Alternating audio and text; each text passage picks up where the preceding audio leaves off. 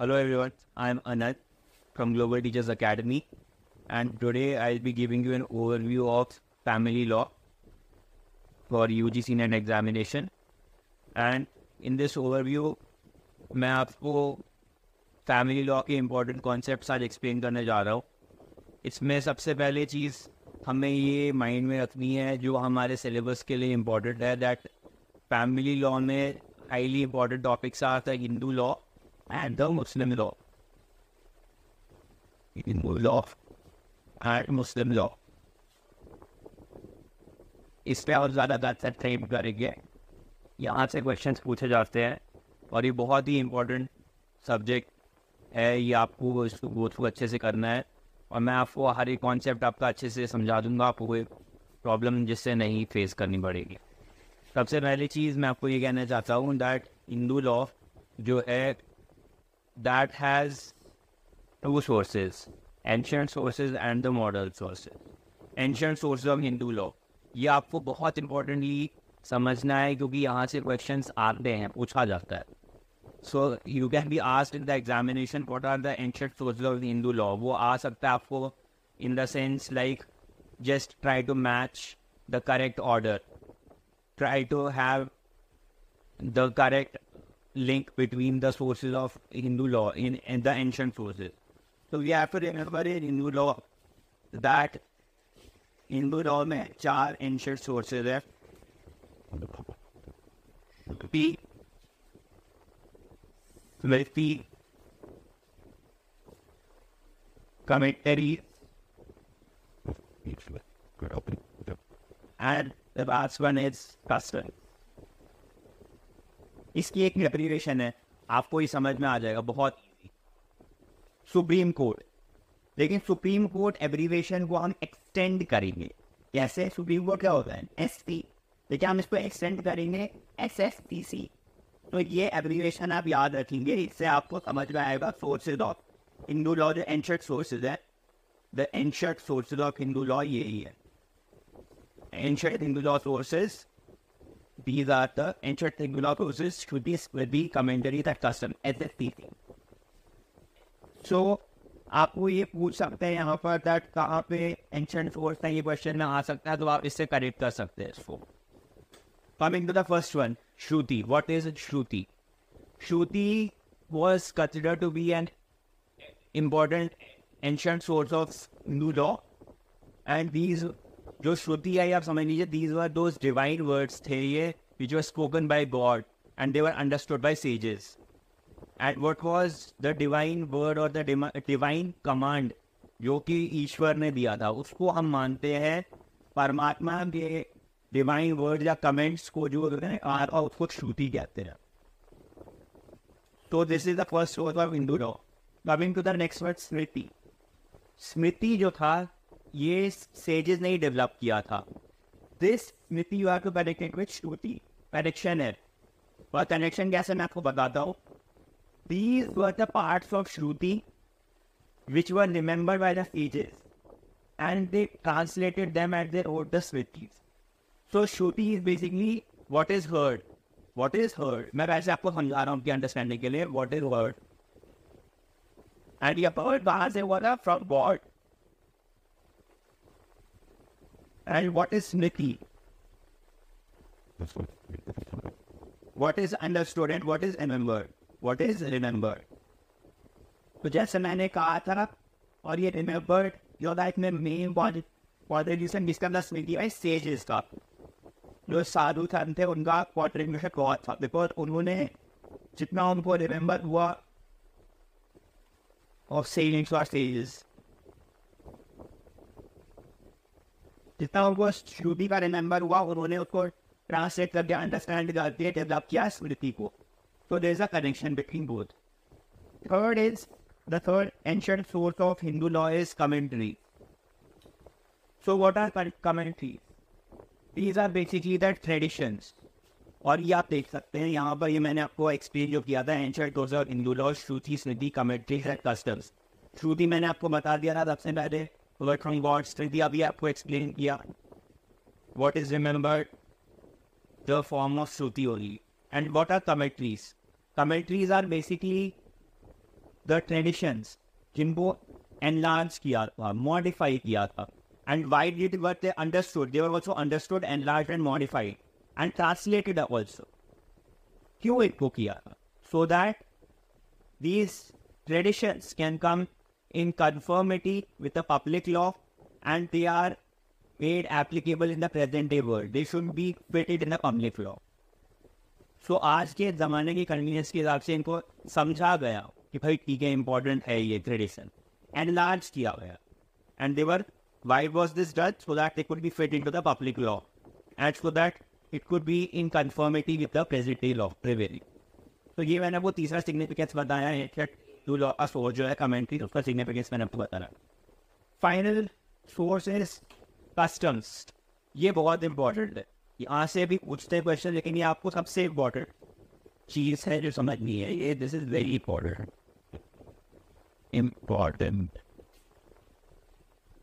What are customs?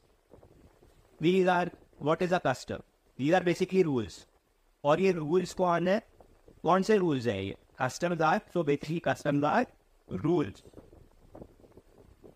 that are followed by a class. They are followed by people in a society, by a class, and they are followed at a large level in a district. किसी area में आप कर रहे हैं वो कोई practice tradition follow कर रहे हो, वो कस्टम है. अब इसमें ये चीज़ हमें याद रखनी है दैट कस्टम्स जो है, जो कि fourth ancient code of Hindu law है, इसका सिग्निफिकेंस भी देना पड़ता है.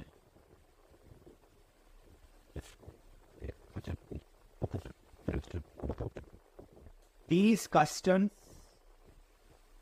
are of various types. First is the family custom.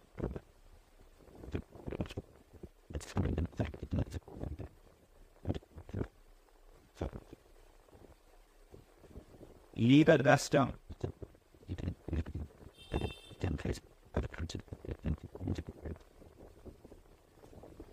Family custom, legal custom, and these customs have their own significance because they are followed since a very long time. And इसमें ये आपको पूछ सकते हैं, ये अक्सर पूछा जाएगा, ये बहुत इंपॉर्टेंट कॉन्सेप्ट है जो मैं आपको बताने जा रहा हूँ. What are the requirements of a custom to be valid?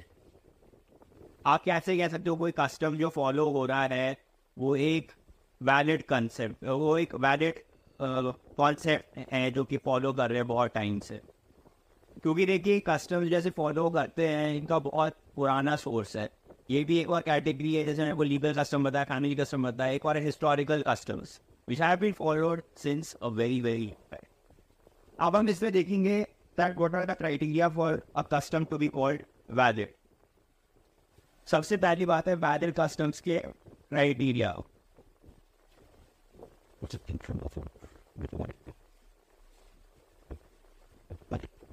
So there are some criteria, so I'm telling you that no ambiguity.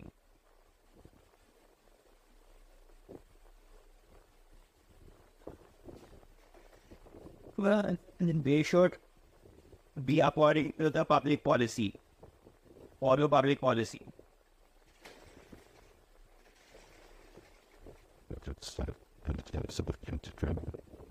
According to law.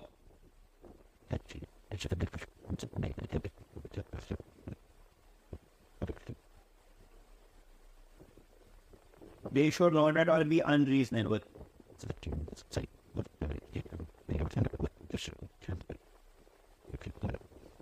ये मैंने आपको अब वैसे काफ़ी सारे वैलिड कस्टम्स के क्राइटेरिया है, मैं आपको रफली कुछ बता रहा हूँ. Firstly there should be no ambiguity. In the sense ये कोई एम्बिगुअस नेचर का कस्टम नहीं होना चाहिए कि आप क्या कर रहे हो, कहाँ से, उसका कोई बेस नहीं है. वैसी चीज़ को आप कस्टम नहीं कह सकते हो. जो बहुत ही वियर्ड चीज़ होगी, वो वियर्ड चीज़ें जो होती है वो कस्टम नहीं कहना. ये इसका वैलिड कस्टम को एक पैटर्न रेडी कर रहा है. सेकंड था it should follow the public policy. तो इट शुड बी, आप याद रखिए जब भी लॉ फॉर्मुलेट होता है, कोई भी हम लीगल चीज़ देखते हैं, it is always in conformity with the public policy. और ये क्यों होता है? It should not be a nuisance for everyone.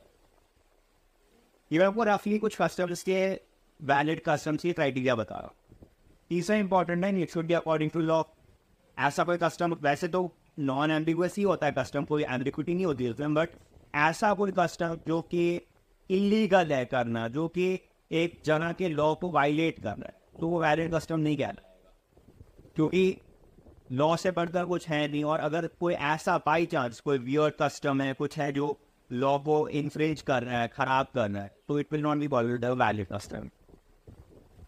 It should not be unreasonable, it should have a base, it should have a logic where.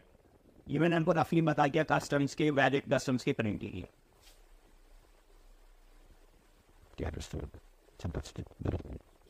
फिर उसके बाद after study because valid customs criteria जो मैंने आपको भी एक्सप्लेन किया है, schools of law in Hinduism, ये बहुत इंपॉर्टेंट है। हिंदुइज्म में भी स्कूल्स है, इस्लाम में भी स्कूल है, school of law in Hinduism या हिंदू स्कूल ऑफ लॉ। तो इसमें से क्वेश्चन पूछे जाते हैं, ये हम करेंगे। नीताक्षरा दया भागा, ये दो इंपॉर्टेंट स्कूल्स हैं, school of law in Hinduism, Mitakshara and Daya भागा।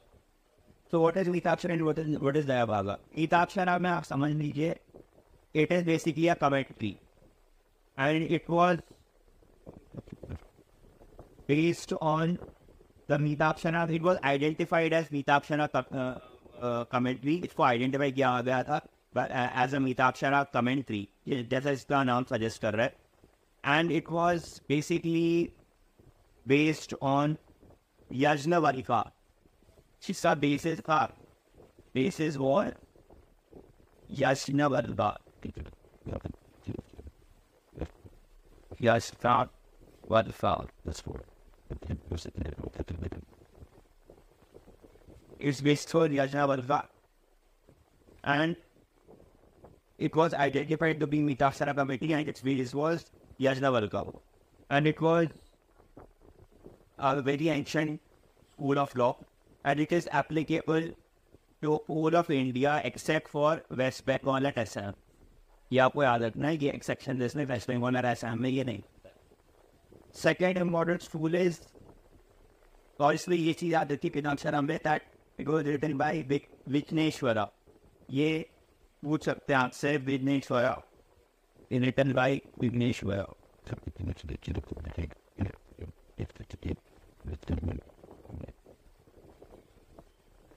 रिटन बाय विघ्नेश्वरा, ये आपको पूछ सकते हैं। सेकेंड इम्पोर्टेंट स्कूल जो इन है दयाभागा। दयाभागा वो बेसिकली आप याद रखिए रिफॉर्मिस्ट स्कूल था, इन रिफॉर्म वाला स्कूल था, और ये फंक्शन में कब आया? Somewhere in 12th century. 12th century में ये पावर में आया था, and it is basically a reformist. तो ये मैंने आपको school of law in Hinduism बताया। उससे पहले मैंने आपको ancient source of laws in Hindu religion जो था, मैंने आपको उसके बारे में बताया था। फिर अब इसमें हम देखेंगे दैट एंशिएंट सोर्सेज जो मैंने बताया था और हिंदू लॉ, फिर आप मॉडर्न सोर्सेज में जाएंगे। हम एंशिएंट सोर्सेज बताया, मॉडर्न सोर्सेज आप देख लीजिए। आपको एंशिएंट सोर्सेज के बाद मैंने बताया सीधा what are the schools of law in Hinduism. फिर है modern sources, modern sources of law in Hinduism. जो modern sources of law in Hinduism है, सबसे पहला है लीगल proceeding.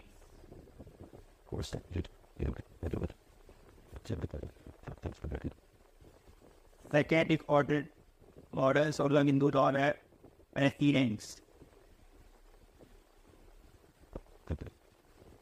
अब इसको आराम से पढ़ते हैं। लीगल प्रोसेस आराम से करते हैं, इसको समझते हैं। इसको लीगल प्रोसीडिंग्स क्या था। सो दीज वर, पहली बात है इसमें modern rule of Hindu of law in Hinduism कहाँ से आया, ये क्यों आया? बिकॉज अगर आपको एंशिएंट सोर्सेज अवेलेबल नहीं है, then modern sources are available for judging the school of law in Hinduism. modern version of law in legal proceedings क्या है? These are based on the consciousness of goodness, equity, जो कि बहुत ही moralistic concepts है, fair concepts, उन पर based है legal proceedings. Second है precedents. So precedents का क्या मतलब है? ये बहुत important है. What was said and decided by the courts. इसका मतलब ये है. What was said and decided by the court. Shit.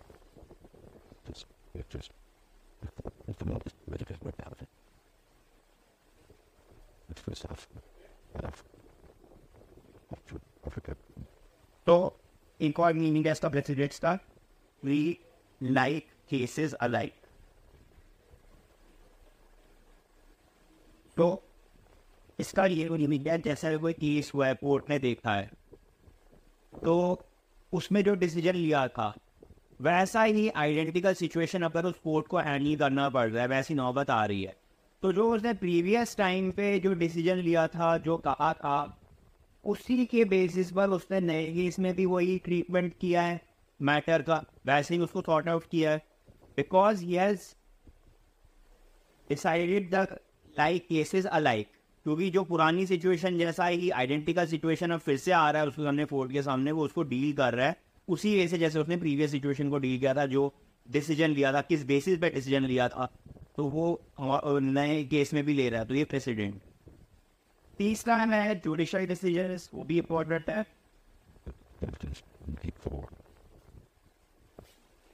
It is also an important source order covered up Hinduism. Modern source of law in Hinduism. Modern source of laws in Hinduism is judicial decision. ये जब मैंने आपको ये सारे बताया ancient sources, फिर मैंने school of law in Hinduism बता दी जो कि बहुत इंपॉर्टेंट है, फिर मैंने आपको modern sources of law in Hinduism बताया. इसमें एक और कॉन्सेप्ट इंपॉर्टेंट है फैमिली लॉ में. जैसे मैंने आपको हिंदुइज्म का बताया था, मैं आपको रफली बता रहा हूँ, मुस्लिम लॉ में भी यही इंपॉर्टेंट है. सो इन मुस्लिम लॉ ये बहुत ही इंपॉर्टेंट कॉन्सेप्ट है. हमसे क्वेश्चन पूछते हैं हिंदू लॉ और मुस्लिम लॉ से. मुस्लिम लॉ में बहुत इंपॉर्टेंट चीज़ है, मैं आपको डिटेल में पढ़ेंगे क्लास में, लेकिन आपको रफली भी बता रहा हूँ. मुस्लिम लॉ के सोर्सेज क्या है? हिंदू लॉ में एंशिएंट सोर्सेज थे, मॉडर्न सोर्सेज थे. इसमें भी इस्लाम में भी एंशिएंट सोर्सेज है. मुस्लिम लॉ है एंशिएंट सोर्सेज. ये क्या है? कुरान,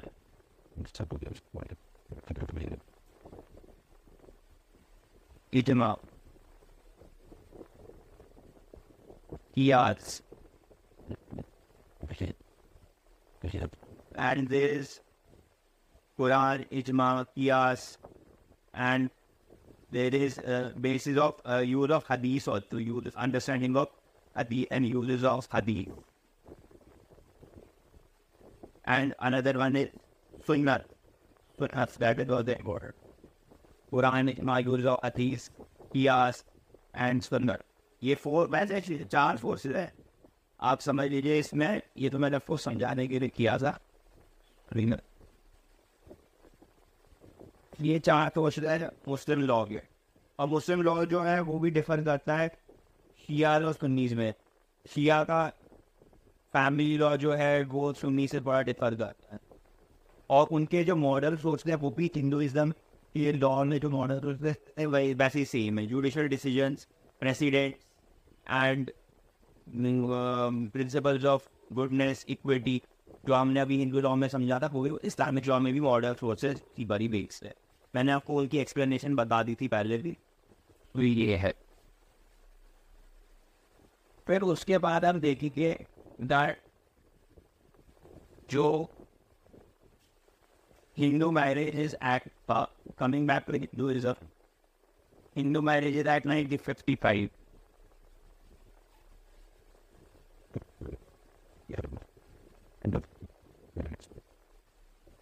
इसका क्या सिग्निफिकेंस? बहुत बड़ा सिग्निफिकेंस.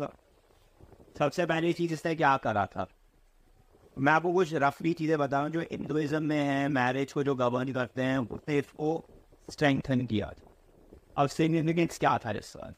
सिग्निफिकेंस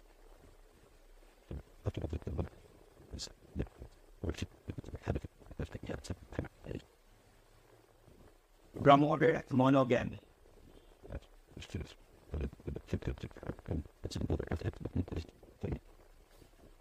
सेकेंड था raised marriage age, marriageable age, और bridegroom and bride.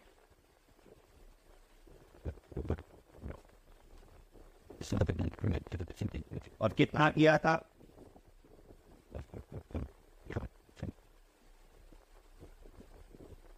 21 and 18.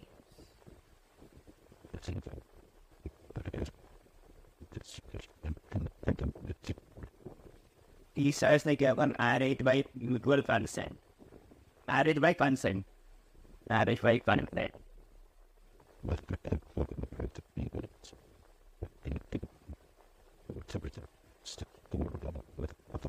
ये इसकी सिग्निफिकेंस मैं आपको बता रहा हूँ. हिंदू मैरिज एक्ट 1955 के promoted monogamy. Monogamy is the basic requirement in Hindu marriage. क्या एक ही स्पाउस होने चाहिए. ये इसको प्रमोट की. ये the marriageable age for bridegroom and bride that is 21 and 18 years. फिर हमारा जिसमें ये इसने एज रेज कर दी. ये सब कुछ क्यों हुआ था इसका आप समझ लीजिए. कॉन्सेप्ट ये था कि fight the social evils, because social evil पहले प्रेजेंट होता था. चाइल्ड मैरिज था इंडियन सोसाइटी में, हिंदू सोसाइटी में खासकर. तो इसको रेज कर दिया एज को, जिससे वैलिड एज बता दी ब्राइडग्रूम एंड ब्राइड की फॉर मैरिज. तीसरा है मैरिज बाय कंसेंट. वो भी एक इम्पॉर्टेंट कॉन्सेप्ट है जो कि हिंदू मैरिज एक्ट ने बनाया, that there should be marriage by consent. So आप ज़बरदस्ती किसी की शादी नहीं करा सकती किसी के साथ. तो ये मैंने आपको ये रफली बता दिया है. ये एकदम डिटेल और बढ़ी है, तो मैं आपको ये रफली आपको एक आउटलाइन बता रहा हूँ सिग्निफिकेंस हिंदू मैरिज एक्ट. फिर उसके बाद है एक और इम्पोर्टेंट क्वेश्चन आता है. फिर एक और इम्पोर्टेंट क्वेश्चन आ रहा है, what is the institution of conjugal rights.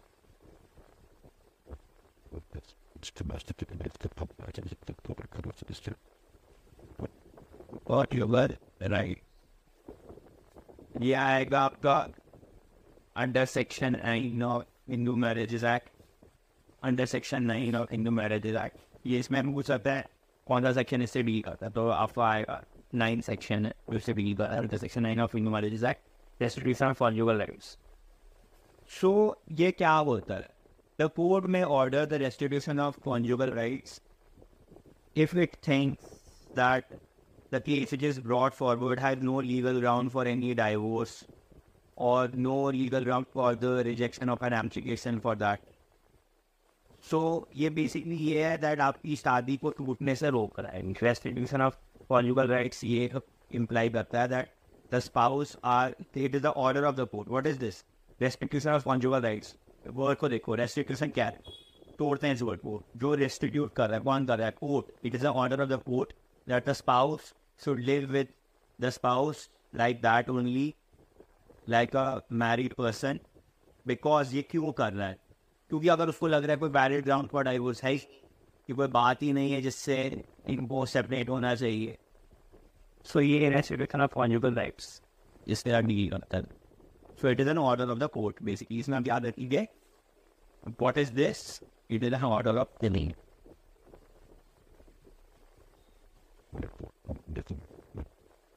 क्योंकि अगर कोई बहुत ही माइनर सी बात है जिसपे कोर्ट को भी लगता है दैट इनका डाइवोर्स नहीं होना चाहिए, तो उसको रेस्टिट्यूट करा कॉन्जुगल राइट्स. अब अगर वैलिड ग्राउंड्स भी है डाइवोर्स के और वैलिड मैरिज है, ग्राउंड्स फॉर डाइवोर्स तो बहुत सारे होते हैं. अब वैलिड मैरिज का जब सवाल उठता है हिंदू लॉ में, अभी मैं आपको हिंदू लॉ का ही बता रहा था. What are the conditions of a valid marriage under Hindu law?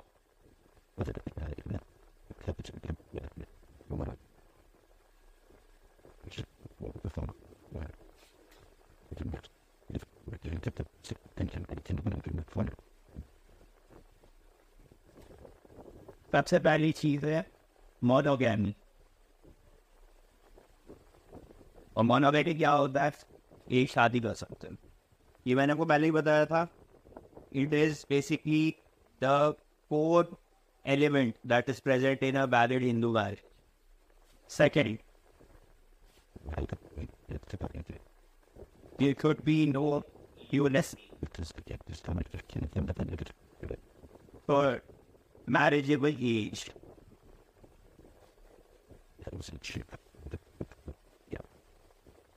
Marriageable age मैंने डिस्कस किया था 18 and 21 for the bridegroom, 21 and 18 for the bridegroom, right? No look ऐसी जो कि second idea है that is उसका marital state ठीक होना चाहिए. So ये मैंने आपको ये बता दिया that what the foundations of valid marriage in Hinduism. I'll get into it all.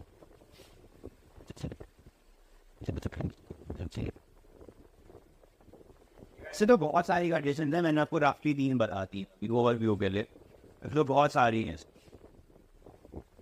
सो ये बेसिक एलिमेंट्री कंडीशन है for a valid Hindu marriage. बहुत सारी है, वो मैं क्लास में जब पढ़ेगी आपको मैं समझा दूंगा, एक एक करके समझाऊंगा, मैं आपको रफी होगा. फिर उसके बाद ये सब कुछ करके हम देखेंगे मैंने आपको ये सारे कॉन्सेप्ट जैसे बता दिए हैं. Nullity of marriage that is section 11. ये कुछ आपको इम्पोर्टेंट सेक्शन में बता रहा हूँ हिंदू मैरिजेज एक्ट का. नलिटी ऑफ मैरिज ये आपको आता है, आ सकता है क्वेश्चन वहाँ पे एग्जाम में, ये आपको पढ़ना है, अच्छे से हम करेंगे क्लास में. नलिटी ऑफ मैरिज का आपको बताता है. Section 12 voidable marriages. Voidable marriages ये कोई क्राइटेरिया है दैट, ये सब क्राइटेरिया जो मैं आपको बता रहा हूँ ये क्यों है कि आपकी मैरिज का वैलिड ग्राउंड्स पर टूट सकती है. That you can seek a divorce, मतलब ये not even seeking a divorce, मतलब कि वो हो ही नहीं सकता. That is it's not considered to be a fair marriage और अ लीगल मैरिज. ये मैंने हमको ट्राई किया होता है. फिर सेक्शन 13 है concept of divorce in Hindu marriage.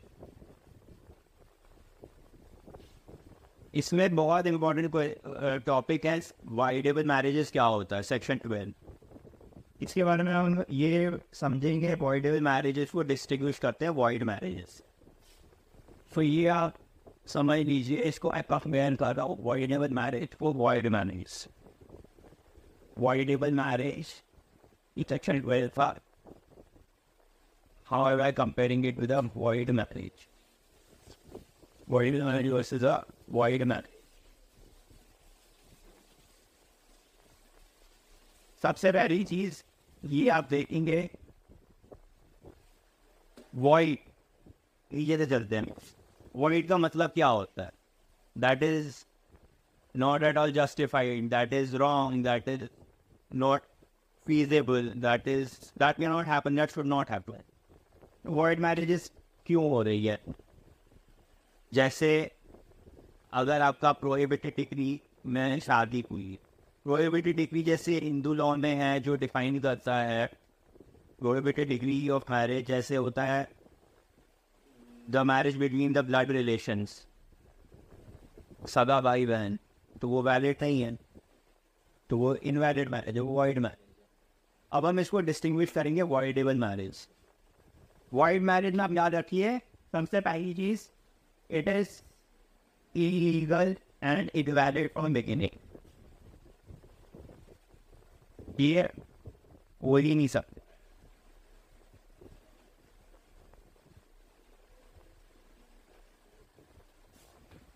Voidable marriages क्या होती है? Voidable marriages are basically valid, but then some criteria arises जिसकी वजह से उनकी feasibility possible नहीं है.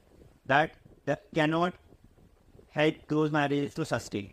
Even though they were valid initially, but then something has happened, yeah, there is some criteria of the marriage due to which it cannot continue and it is not feasible it will get thrive or get continue. अब जैसे voidable marriage है, उसकी example ये है, आप imagine कर लीजिए कि there is a valid marriage between a couple, then within few days the spouse contracts a disease or such a thing that does not allow that marriage to thrive. So you can say that it is a voidable marriage. Valid था, लेकिन कुछ ऐसी situation arise हो गई जिसकी वजह से उनको थ्राइव नहीं हो सकता वो marriage. So that is a voidable marriage. So there's a huge difference between void marriage and voidable marriage. ये बहुत important concepts हैं. ये आधे बच्चे से आते हैं. ये हो सकता है कोई डिजीज हो गई है स्पाउस को, कुछ ऐसा हो गया है जिसकी वजह से मैरिज थ्राइव नहीं कर सकती है. फॉर दैट मैटर मैं आपको बड़ी रफ एग्जांपल दे रहा हूँ. If you are promoting the marriage between two people who were in drunken state of mind, just imagine. So that is also voidable marriage, because they are not in their senses. तो ये सब concept क्यों आ रहा है voidable marriage, void marriage? For the sustenance of a marriage, for the valid ground to thrive in a marriage. Friend ने आपको जो valid ground of marriage in Hindu law कहा था,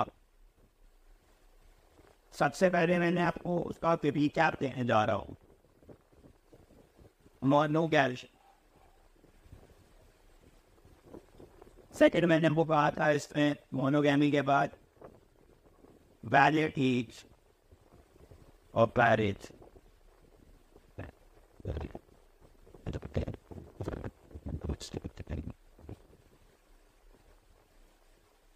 No unsoundness of mind,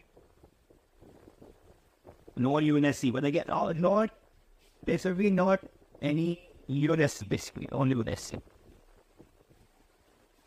ये मैंने आपको 3 ग्राउंड पहले बताए थे. अब इसमें मैं आपको 2 इंपॉर्टेंट ग्राउंड भी बता रहा हूँ. जब मैंने आपको रिकैप इसका दिया ही है, तो ये रिकैप के साइड पे मैं आपको बता रहा हूँ. No prohibited of marriage.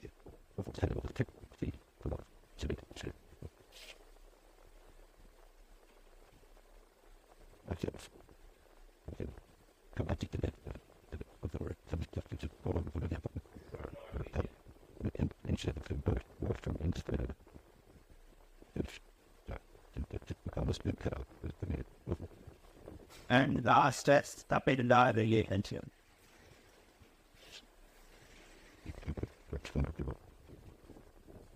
तो ये मैंने आपको बताया था void and voidable marriage के बारे में. जब मैं आपको बता रहा था तो इसी में ही मैंने आपको बताया था void marriages क्यों है, क्योंकि prohibited डिग्री है. तो मैंने आपको रिकैप में एक्सप्लेन कर दिया prohibited डिग्री ऑफ मैरिज. और ये याद आपको आप किससे कनेक्टेड है? The marriage between blood relation, जो हो ही नहीं सकता हिंदू लॉ के अकॉर्डिंग. तो it is not allowed, it is prohibited. ऐसा बिदत रिलेशन नहीं होना चाहिए. तो these are the criteria of a valid marriage in Hindu religion. तो मैंने आपको बताया.